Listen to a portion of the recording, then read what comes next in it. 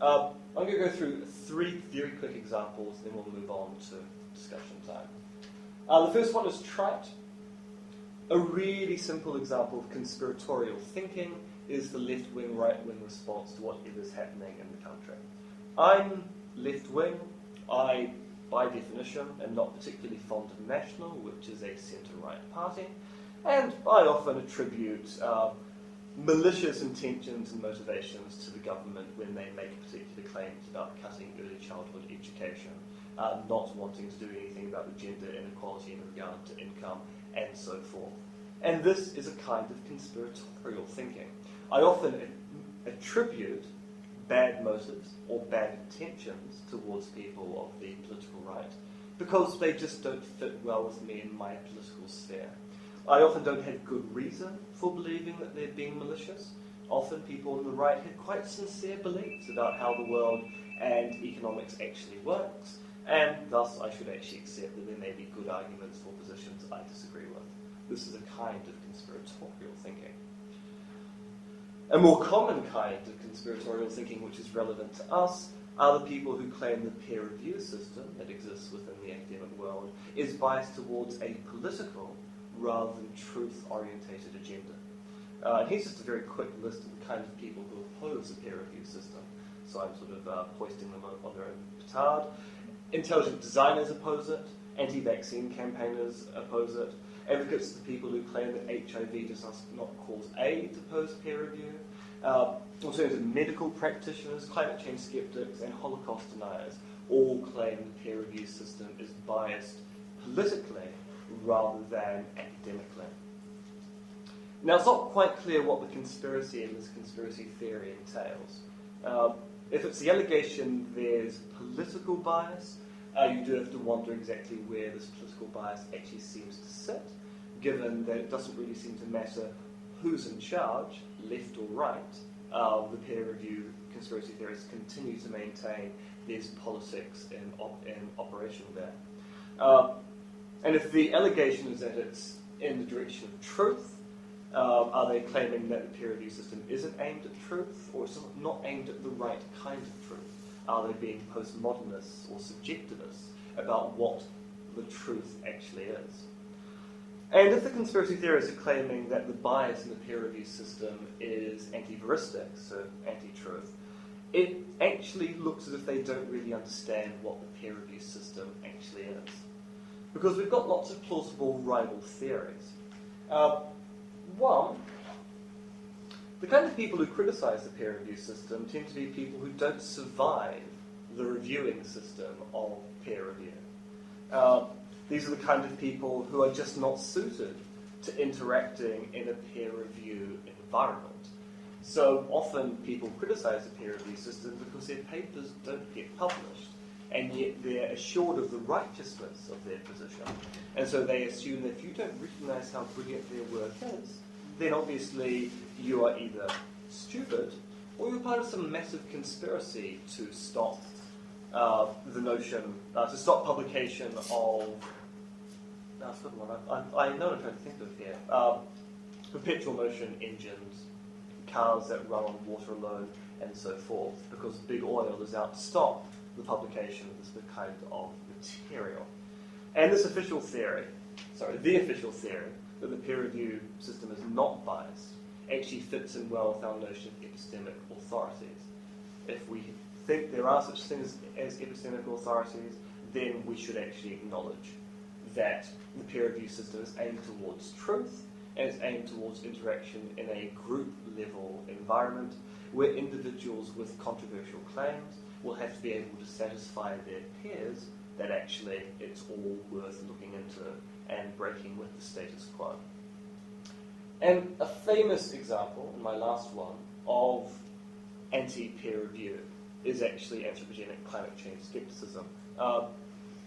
As most of you are probably aware, as of yesterday, or actually technically Sunday, the New Zealand Climate Science Coalition has decided to take NIWA to court, claiming that they fabricated or misused the climate data in New Zealand. So having failed to have any peer-reviewed papers published showing that climate change is not occurring within New Zealand, they decided to launch a legal attack upon NEWA instead, which seems a little bit odd if they're actually talking about discussing science. But climate change skepticism is the claim that there's a conspiracy, both in the ranks of climatology and in the political system, to advance some agenda, where that agenda is either something like the shadow world government or green totalitarianism. Often many people who are anti-environmentalists say green is the new red, because environmentalism is, as we all know, just communism. It's just essentially communism. And as I said, many of these climate change skeptics are also peer review skeptics. And if we actually compare the two theories, the official theory with the conspiracy theory, the official theory is non-conspiratorial because it makes use of epistemic authorities, such as the IPCC, science bodies, think tanks, NEWA. It's part of what we'd expect to be a continuing debate in the sciences. So when people say the science isn't settled, they don't mean that there are no facts. They simply say that actually, whilst there's large agreement on core issues, some of the minutiae still needs to be nutted out, and we don't know what the consequences of that minutiae will actually lead to. And this is because they're using the best sciences of our day, which are continuing research projects within these sciences. And we need to contrast that with climate change skepticism, which alleges peer review fraud and political interference, presents mere authorities as epistemic authorities. So, embarrassingly enough for philosophers, Professor Dennis Dutton is actually a member of the NZCSC. He's also a prominent member of the New Zealand Skeptics, which is also, I think, a little bit embarrassing. And he puts himself forward as being an epistemically authoritative source in regard to claims of climatology, despite the fact he actually isn't and has no formal qualifications whatsoever. And as we saw, sometimes engages in legal rather than scientific attacks to get their view out there. And it is actually strangely akin to the way that the intelligent design movement has been working. And I found a great example of the link between these two. Vincent Gray, one of the prominent members of the NZCSC, gave this very favourable review to Ian Wishart's book on climate change. And if you know Ian Wishart, you also know he wrote an astoundingly interesting book on the fact that science proves that God is actually the root of all things and is the designer of the world as we know it.